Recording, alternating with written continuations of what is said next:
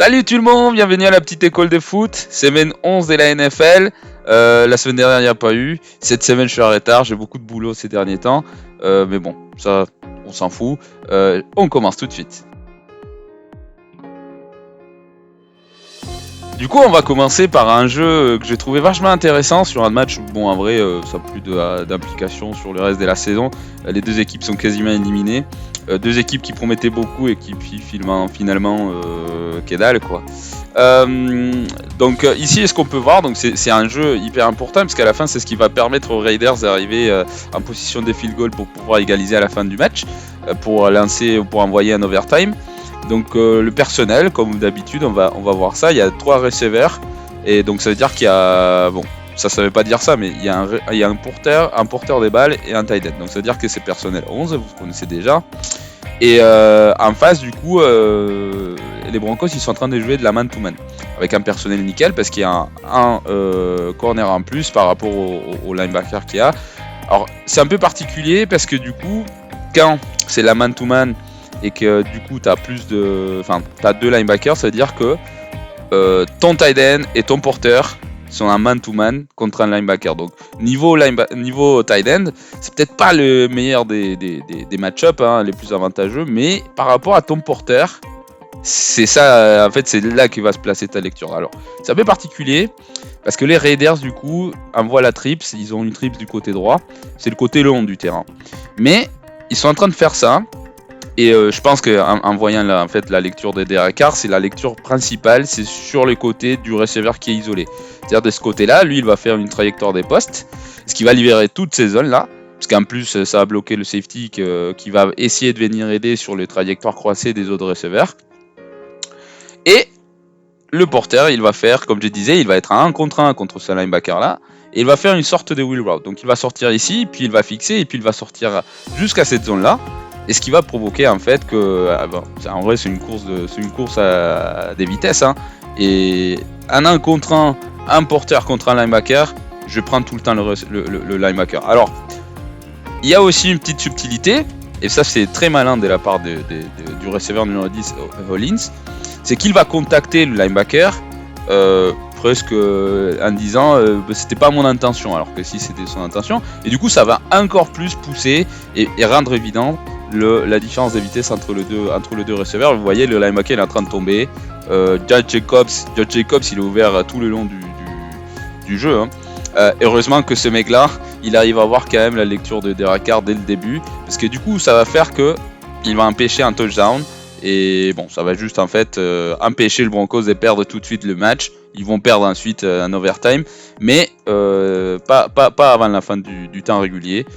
Donc voilà, sinon c'était vraiment un touchdown direct, c'est ça qui permet au linebacker de rattraper. Du coup, match d'après, et c'est assez particulier. Bon, là il n'y avait pas de situation de copyright, c'est pas comme si les Cowboys avaient vu le match des Raiders, parce que c'était en train de se passer en même temps. Et c'est exactement à quelque chose près, exactement le même jeu, avec la même formation. Donc ici vous voyez le même personnel, c'est personnel 11 avec un porteur et un tight end. La différence c'est que le tight end c'est maintenant lui qui est isolé, et les 3 receveurs sont alignés du même côté, d'une trips du côté long de la formation, du terrain pardon. C'est-à-dire que, vous voyez la balle elle est de ce côté-là, sur cette ligne des hash marks, et l'autre du coup tout le long du terrain ça va se répartir de ce côté-là. Des bases, c'est là que le QB doit faire sa lecture, sauf que des fois c'est plus avantageux en fait de lire le receveur qui est isolé par rapport à ce qui se passe. Et puis à nouveau, en fonction de la couverture, ça peut être avantageux aussi d'avoir une deuxième lecture qui soit le porteur, et dans ce cas-là, ça va être Tony Pollard. Ça va être le cas. Alors il semblerait que c'est pas une couverture man-to-man, parce qu'il y a une particularité, c'est que le corner qui est aligné sur le tight end, c'est Patrick Peterson qui est le meilleur corner de Minnesota.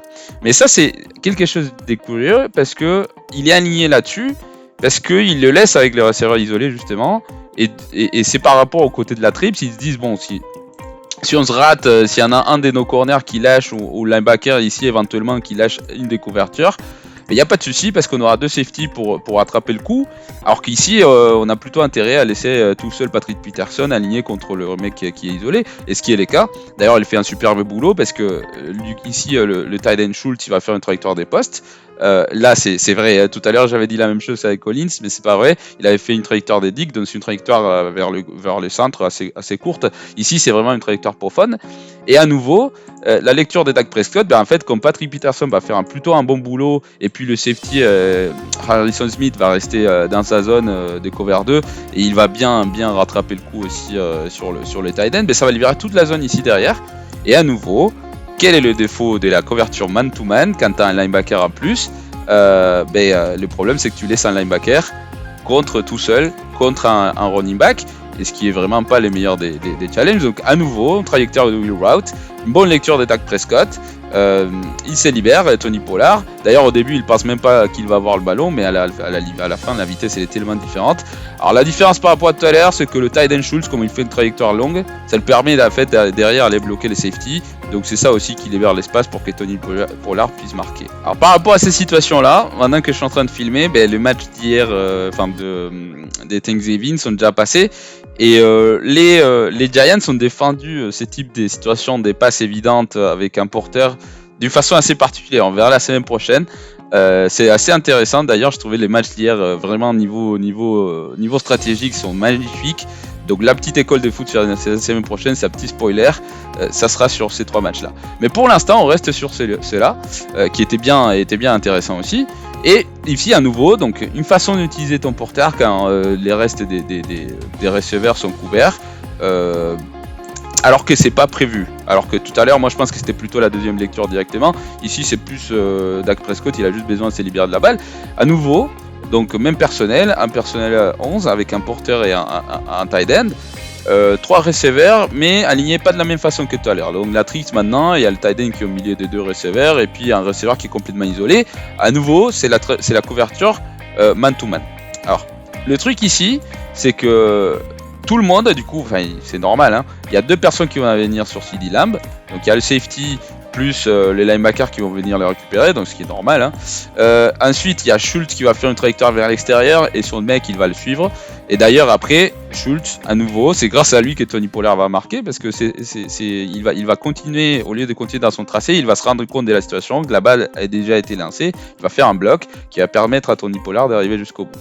Et puis à la fin, il y a ce receveur là qui va venir dans le centre, il va tirer l'attention de son mec, qui est ici dans ce cas là c'est Patrick Peterson, et ça va libérer toute la zone pour Tony Pollard. Très belle lecture de Dak Prescott, parce qu'en plus le linebacker qui était responsable de lui, je sais pas ce qu'il est en train de faire. Je sais pas s'il est en train de se dire je vais rester sur Dak Prescott, voir histoire s'il essaie de courir, je viendrai sur lui. C'est pas du tout le cas.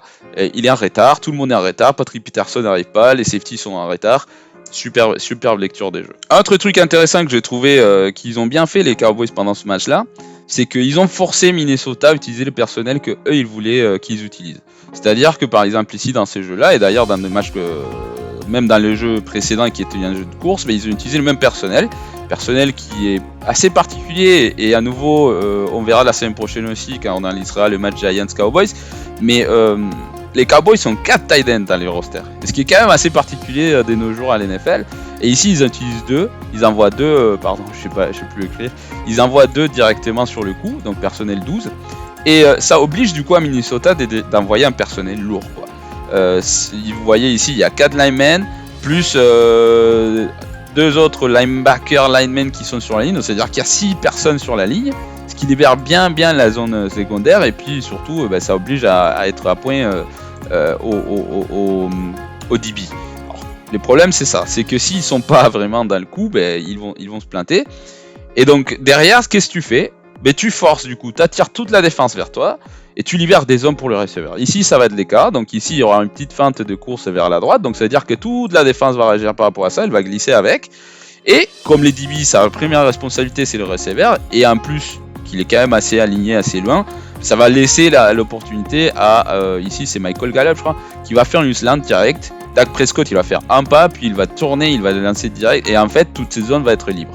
Alors le truc c'est que comme il y avait une fin de course, ça va tirer aussi le safety, et le safety il va directement plaquer Michael Gallup, mais sinon en vrai il y aurait eu un safety de moins. Franchement ce jeu là il aurait pu être un touchdown, mais en tout cas c'est un bon jeu, je trouve, c'est un super appel des jeux qui permet aux Cowboys derrière d'avoir une deuxième et court à transformer au lieu d'une deuxième et long, voilà. Donc le jeu suivant c'est exactement la même situation. Alors c'est encore plus évident parce qu'il y a un tight end de plus. C'est-à-dire que c'est pas personnel 12, il semblerait, hein, parce qu'ici vous avez les deux tight ends plus le porteur, mais ce mec-là, c'est un tight end aussi. Donc encore plus, les Vikings ils se disent bon, on va défendre avec le même personnel, mais qu'est-ce que ça va faire? C'est que maintenant du coup il semblerait encore plus évident que ça va être une course. Donc Harrison Smith va carrément descendre ici, il va se dire ben, c'est ma responsabilité, il faut que j'aide quand même dans le jeu de course, on va pas se prendre un touchdown dans la gueule comme ça. Du coup il y aura une motion. Il y a le troisième tight end qui va venir ici se placer, donc la défense des Minnesota glisse avec ça. Puis ils attendent vraiment une course parce que bon, je vous dis à nouveau, c'est les tendances, c'est ce que les Cowboys ont essayé de faire. Ils ont très bien manipulé. Kellen Moore, il a fait un travail superbe. D'ailleurs, il a fait aussi hier dans le match contre les Giants. Et du coup, ça laisse CeeDee Lamb en 1 contre 1 contre son corner, ce qui est un match-up très favorable. À nouveau, avec un coussin qui fait quand même 8 yards, ce qui est quand même assez important. Du coup, Dak Prescott, il prend un pas. Voilà, il lance la balle et il laisse en 1 contre 1. Et heureusement que le DN Daniel Hunter s'est rendu compte assez vite, et puis le safety aussi, parce que sinon c'était un touchdown. Il n'y a pas que le côté stratégique, il y a aussi le fait que le Vikings venait débattre les Bills avec un match, je pense que c'était vachement épuisant du point de vue psychologique et physique. Hein. C'était pas évident de se remettre assez vite pour ces matchs contre les Cowboys. Et ils ont fait beaucoup d'erreurs mentaux. Donc, dont celui-là par exemple, vous voyez, là ici le jeu ça va être une feinte de course avec Dalvin Cook, et derrière il y aura une passe. Le problème c'est que la protection, il faut qu'elle soit conséquente quoi. Et je sais pas si c'est la responsabilité des Kirk Cousins ou la responsabilité du centre, mais personne, enfin je pense qu'ils se sont rendus compte hein, qu'il y avait le numéro 27 ici qui fait partie, en fait il vient prendre la position d'un 5e lineman, voilà.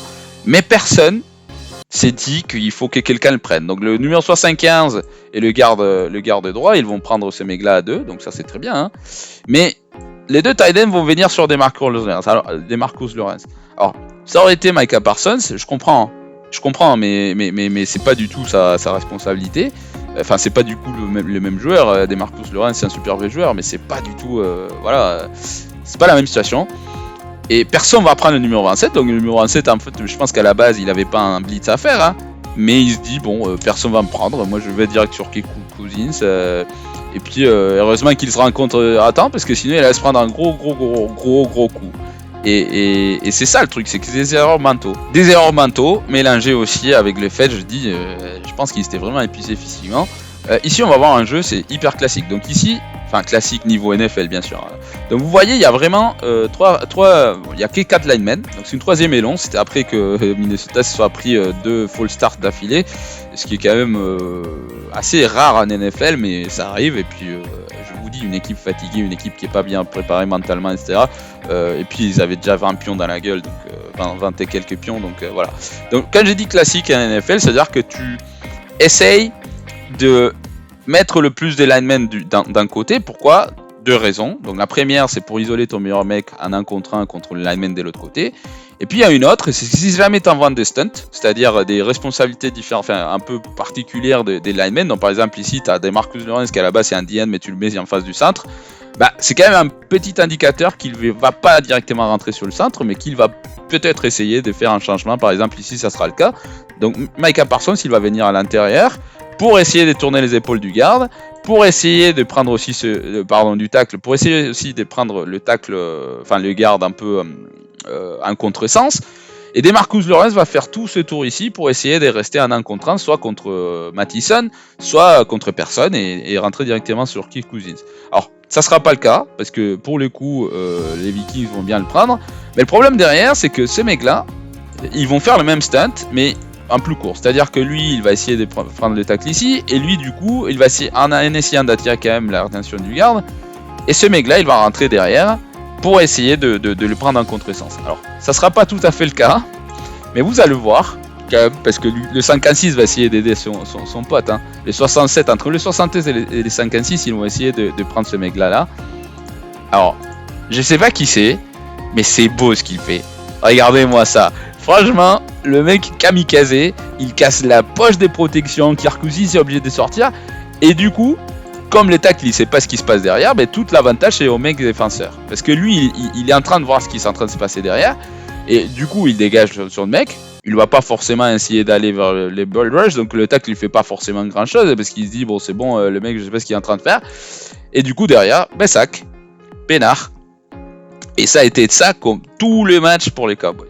Et du coup Monday Night au Mexique, il fallait que j'en parle parce que bon vous le savez, je suis pas français, je suis mexicain, donc il fallait que je parle du match, de ce match qui promettait quand même des grosses choses au début de saison. C'était censé être un Kellen Murray contre Trey Lance, à la fin c'était un Jimmy G, le beau gosse, contre Colt McCoy. Donc le truc c'est que vraiment à chaque fois que je regarde San Francisco, c'est quand même impressionnant parce que des fois quand ils perdent des matchs, ils perdent parce qu'ils sont bêtes vraiment. C'est pas une question ils ont été moins bons que l'adversaire, c'est vraiment parce qu'ils sont cons. Parce que leur système offensif, je peux vous le dire, il est unique en NFL. Mais unique, et pas seulement d'un point de vue stratégique ou quoi, niveau personnel aussi. Parce que nous, on fait à chaque fois, moi je vous force à dire oh mais regardez le personnel, etc. Mais en vrai, il y a une petite couille ici quand on parle des San Francisco. On peut pas utiliser les mêmes limitations qu'on fait d'habitude, parce que d'habitude ça serait une personnel 11 avec McCaffrey et comment il s'appelle, George Kittle aussi. Le problème c'est qu'il y a Deebo Samuel. Et Deebo Samuel, je sais pas trop, il est compté en tant que receveur, mais en vrai, c'est un gadget ce mec, il est impressionnant. Et c'est vraiment quelque chose d'extraordinaire. Alors, on va pas rentrer plus dans le détail maintenant, on va faire un petit jeu, parce que c'était un peu choquant, parce que moi je pense que ces jeux-là, il y a quand même une interférence des passes. Ici, ils l'ont pas marqué. Mais c'est une belle lecture de Jimmy G. Donc ici vous allez voir, on va isoler ces deux receveurs ici qui sont, parce que du coup les receveurs ils sont en 2x2 et derrière les cartes ils sont en train de jouer man to man, cover 1 man to man, voilà ici. Alors Buda Baker, je sais plus s'il avait un blitz ici ou quoi, mais en tout cas il est assez proche de la ligne. Donc quand tu groupes deux receveurs assez proches comme ça, ça crée quand même une petite confusion en fonction de, bien sûr, l'assignation qu'ils ont derrière les DB, mais les DB ils sont en train de se parler. Donc c'est-à-dire que tu es déjà rentré dans leur tête, tu es déjà en train de créer une petite confusion. Donc derrière, tu avais un high-low, c'est-à-dire high-low qui est haut, qui est bas sur le 2, parce que du coup ils sont pas alignés au même endroit, qui était différent. Mais une fois qu'ils s'approchent, du coup le 33 il va partir vers l'arrière, parce qu'il sait du coup potentiellement, ils sont dans le planning, ils se sont dit quand c'est comme ça, il y a au moins un de deux, et particulièrement le plus récent, les receveurs les plus proches de la ligne, qui part en trajectoire longue. Donc potentiellement, donc ça c'était très bien ajusté. Et derrière, par contre, moi j'ai bien aimé parce que du coup effectivement ils vont forcer en fait le safety à faire un choix. Mais ça c'est très bien. Ça c'est un système, tous les coordonnés offensifs du monde devraient faire ça. C'est quand tu vas cover 1, tu forces et tu éduques ton QB à lire sur le côté où tu as deux receveurs qui vont faire le tracé long. Parce que le safety ne peut pas couvrir les deux, il ne peut pas aider sur les deux trajectoires. Donc ici, Brandon Aiyuk qui va faire un tracé long. Donc ici, le safety il va être classé avec lui, plus le mec qui est censé le couvrir. Donc vous voyez ici, Buda Baker, il n'avait pas des blitz, il est venu faire une sorte de Robert de l'autre côté, essayer de venir aider contre Deebo Samuel pour essayer d'aider effectivement sur le tracé court, je pense. Mais surtout celui-là, la numéro 15, je pense qu'il s'appelle Jennings. Il va sortir avec un release vers l'extérieur, donc il va obliger à tourner, vous voyez les corners, il tourne les épaules vers là-bas. Et au moment où il se dit, en fait, moi de toute façon, il faut que je passe derrière lui, et je ne vais pas pouvoir le faire dès l'extérieur. Donc, il va venir faire un cutback vers l'intérieur. L'autre mec, il va perdre un temps du coup, parce qu'il est obligé de retourner à nouveau ses hanches. Et à ce moment-là, il va gagner un pas sur lui. Il va se libérer. Et comme le safety, il va être bloqué au milieu parce qu'il y a la trajectoire de Brandon Aiyuk, Jimmy G, il va faire la bonne lecture. Il va lancer la balle sur lui. Et c'était un très beau lancer d'ailleurs. Alors, derrière, on peut en discuter tout le temps. C'est difficile d'être arbitre. Mais moi, je pense que pour le coup, ils ont raté cet arbitre-là. Il a loupé le call. Il dit que c'est un contact qui n'est pas intentionnel. Et moi je suis pas tout à fait d'accord. Moi je pense que c'est quand même une passe interférence assez belle. Vous allez me dire, parce que là le mec il pousse et tout, c'est pas avec les hanches qu'il fait tomber. Le arbitre il dit non, il y a rien. Voilà. Je pense que c'est une erreur, mais bon, c'est pas évident d'être arbitre, je vous le dis. Et donc tout à l'heure on parlait effectivement de la difficulté de défendre San Francisco. Pas seulement c'est compliqué parce que le schéma est compliqué, mais en plus il y a Deebo Samuel, et donc tout ton personnel que tu peux faire avec les trucs des NFL et tout, sur avec les autres équipes d'NFL, tu peux pas le reproduire. Tu peux pas le reproduire en pratique non plus parce que t'as pas un joueur comme Deebo Samuel en pratique dans ton pratique squad. Donc c'est vraiment hyper compliqué de se préparer contre une équipe aussi talentueuse, aussi diverse et aussi bien entraînée. Alors il y a une autre particularité, et ça je l'ai trouvé génial, que dans la transmission de ESPN, donc pour les Français, malheureusement vous n'avez pas ESPN, mais les mecs des Bing ils font un très bon boulot, mais des fois ils loupent certains trucs que Troy Aikman, du coup Troy Aikman et Joe Buck ils sortent quand même dans ces transmissions. Ils ont sorti une stat que je connaissais pas et que je trouvais magnifique et qui m'a permis du coup de comprendre plein de trucs. C'est que dans l'ensemble de la NFL, sur les équipes, c'est-à-dire sur l'ensemble des équipes, les 49ers sont 3e sur une catégorie qui est la compatibilité des formation. C'est-à-dire du premier homme aligné au dernier, donc ici entre Brandon Ayuk et Deebo Samuel par exemple, la moyenne de la saison pour les 49ers, c'est des 23 yards. Et ça, c'est le troisième le plus bas en NFL. Donc ça veut dire qu'en fait, ta formation, elle est toujours super compacte. Et qu'est-ce que ça va provoquer? Que la défense, derrière, elle va être super compacte. Donc ça t'aide à deux choses. La première, on va pas l'avoir tout de suite. On va l'avoir avec les jeux.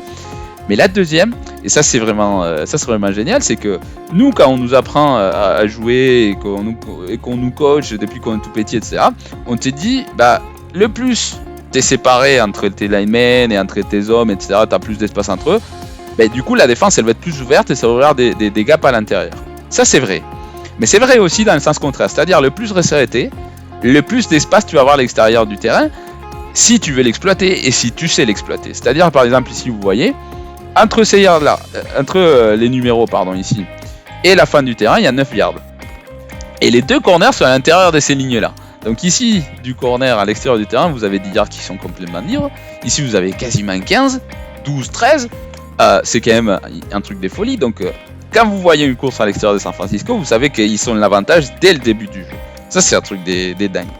Et puis derrière, la deuxième truc, et on va le voir, donc ici, vite fait, on le dit, donc je vous dis, le personnel c'est 12, mais bon, avec San Francisco ça sert à rien, puisque à nouveau il y a Deebo Samuel, donc on sait jamais.